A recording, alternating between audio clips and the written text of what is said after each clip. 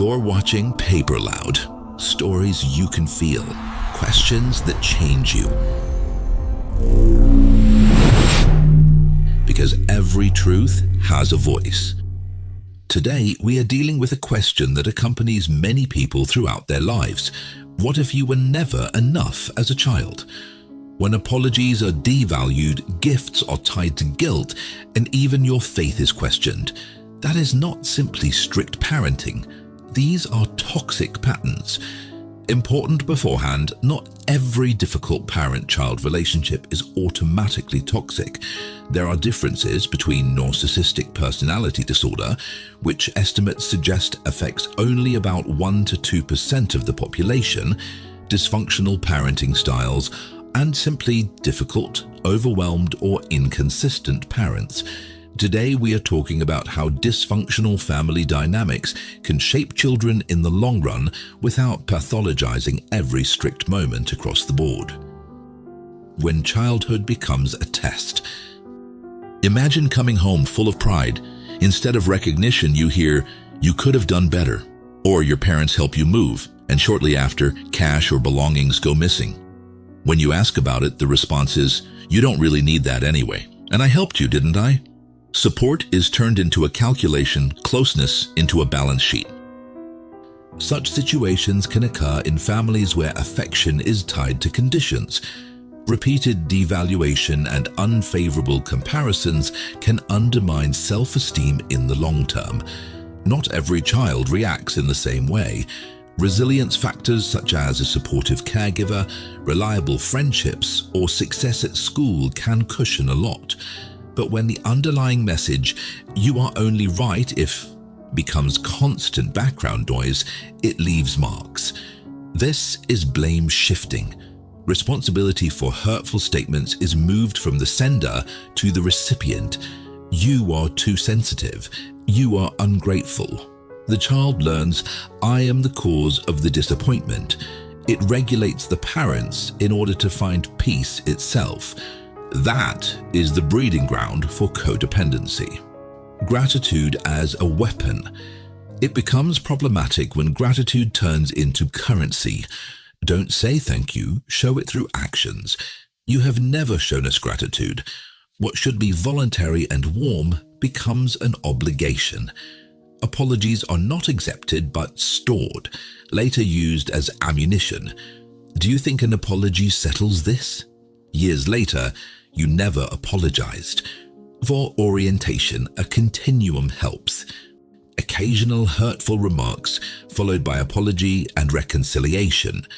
Recurring patterns of criticism, control, and blame. Reconciliation remains superficial. Systematic emotional neglect or abuse. Ongoing manipulation, threats, or withdrawal of love.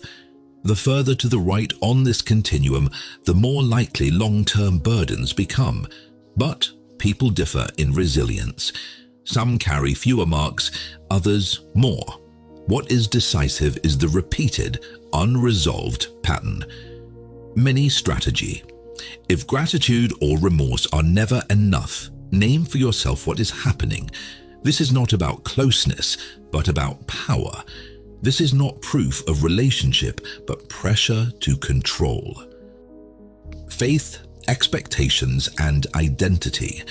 It becomes particularly stressful when questions of faith turn into loyalty conflicts, when personal spiritual development or a different worldview is considered betrayal of the family. A dilemma arises between authentic identity and belonging. The message is, how can you believe something else? We gave you values. This can increase psychological stress and make identity work massively more difficult. Not for everyone, but for many.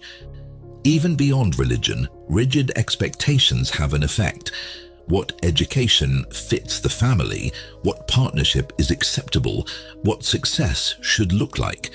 Those who permanently deviate often experience subtle devaluation up to and including withdrawal of contact. This is emotional blackmail. Recognition is tied to conditions. The child learns, love is only given if I constantly prove myself and sacrifice. Remember, gratitude has value only when it is freely expressed. If someone demands your gratitude, it is not about love. It is about control. From a psychological perspective, several mechanisms are at work here. Guilt reversal shifts responsibility for harmful behavior onto the child. It wasn't the remark that was harsh, it's that you are ungrateful. The invisible burden, parentification and enmeshment. Here it often becomes particularly damaging. Parentification means that children take responsibility for the emotional well-being of their parents, a role that developmentally overwhelms them. Studies show that this is linked in the long term with difficulties in setting boundaries and a higher risk of anxiety and depression. You become the parent of your parents.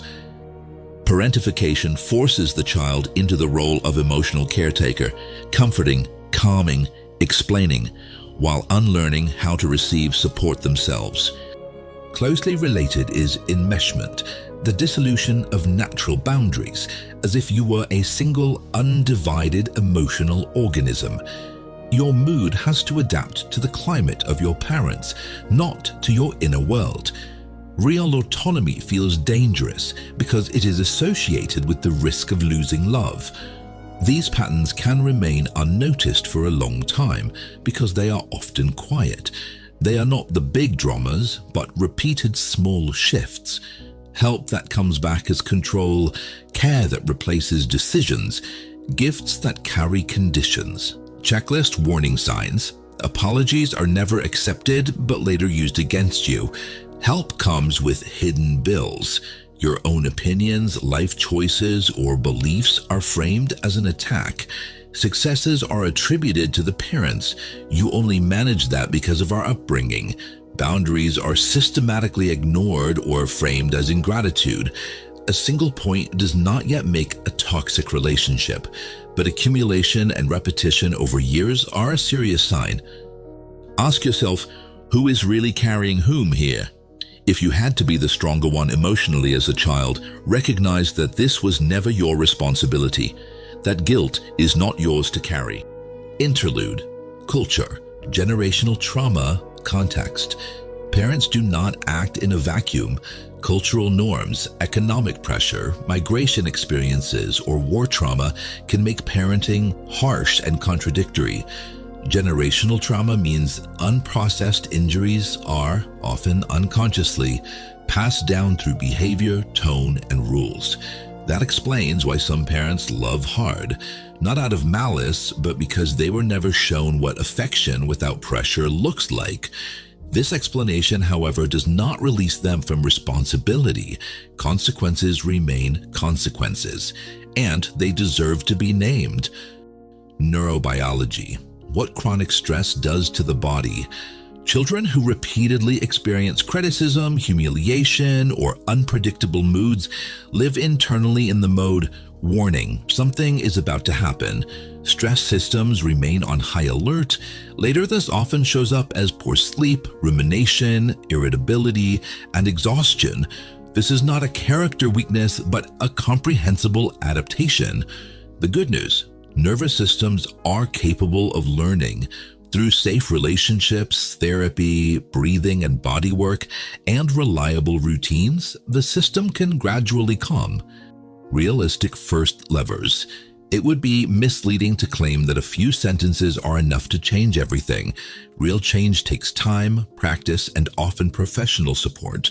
Still, there are first levers you can apply today. First, name precisely what is happening. Language has a detoxifying effect.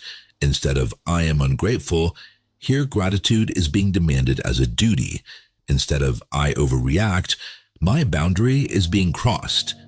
Second, practice I statements, first inwardly, then when safe, aloud. Third, allow yourself time. You don't have to react immediately to guilt or pressure. "I will get back to you later" creates distance between trigger and reaction. Distance is self-protection. Fourth, create counterexamples in your life. Relationships where apologies are accepted, help comes without conditions, Faith or meaning strengthens instead of control. Such experiences send correction signals to your nervous system. 5th, allow help. Therapy, counseling, groups, not because something is wrong with you, but because healing is always relational. Chapter 6. Differentiation, prevalence, responsibility. A clarification is important. Narcissistic personality disorder is a defined diagnosis and only affects about 1 to 2% of the population. Dysfunctional parenting styles are much more common, but not every difficult child-parent relationship is automatically toxic. There are levels and there is development. Parents can reflect, apologize, and change. Equally important, not every child reacts the same way. Protective factors, a supportive teacher, a grandparent, stable friendships can reduce the damage, but explanation does not erase consequences. Pain is still pain. It is not your job to heal your parents. Your task is to protect yourself. These patterns do not automatically end when you turn 18. They often reappear in adulthood, in partners who devalue you, in the fear of intimacy, in old roles that come alive again, rescuer, adapter, invisible child. And the next part, we will look closely. Why do some people end up in relationships that destroy them? Why does real closeness feel threatening even when it is longed for? And how can you recognize that you're playing out an old script again? Today we have talked about toxic parenting patterns, blame shifting, gratitude as a weapon, loyalty conflicts, parentification, and enmeshment. We have looked at cultural influences, neurobiological consequences, and first strategies. If you recognize yourself in this, subscribe to PaperLoud. On Tuesday comes part 2, about partnerships that can turn into traps.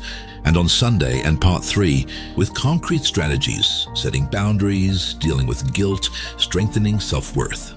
You are not alone. We walk this path together. Stay true to your inner compass, protect your boundaries, and allow yourself to grow beyond inherited limits. Healing is not linear, but every step counts. Until the next part, carry both backbone and heart. See you next time. Take care. Bye.